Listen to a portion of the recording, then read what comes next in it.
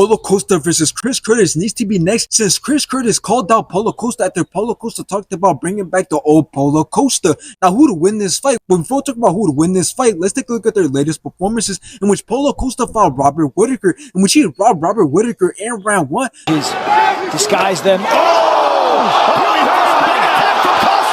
After this, Paulo Costa slowed down. Robert Whittaker took control of rounds 2 and 3, and Robert Whittaker ended up taking it by decision. By unanimous decision, Robert!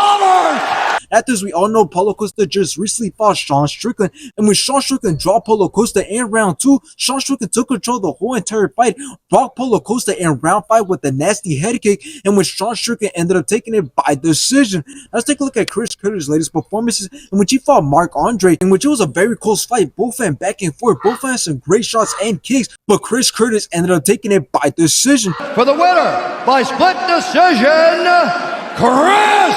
After this, Chris Curtis went on to fight Brandon Allen, in which both of their striking was great. Chris Curtis rocked Brandon in round 3, but then Brandon brought it back and rocked Chris in round 5, and Brandon ended up taking it by decision. For your winner by split decision, Brendan! Now, Paulo Costa really needs to win this fight. Honestly, he does, because not only is he on a 2-fight losing streak, but his last one was all the way back in 2022, which was against Luke Rockhold, which I would say Paulo Costa clearly won that fight, but it still wasn't a pretty fight for either man. And the only reason Paulo Costa ended up winning that fight is simply because Luke Rockhold had gassed himself out, which allowed Paulo Costa to take control of the whole entire fight. But anyways, another reason why Paulo Costa really needs to win this fight is simply because he's ranked number 8 and Chris Curtis is ranked number 15. So that's a bad look for Paulo Costa if he does end up losing this fight against somebody who's almost out of the ranks. And not only is Chris Curtis close to being out of the ranks, but he has also been struggling to stay consistent with his performances, because before he beat Mark Andre, his previous win was against Hakeem Buckley. That was back in 2022. So obviously both men are struggling a little bit right now, and they're nowhere near the potential and the skill to give a high-ranked fighter a good fight and win the fight. So this is why this fight makes a lot of sense, on top of the fact that Paulo Costa said that he's looking to bring back the old Paulo Costa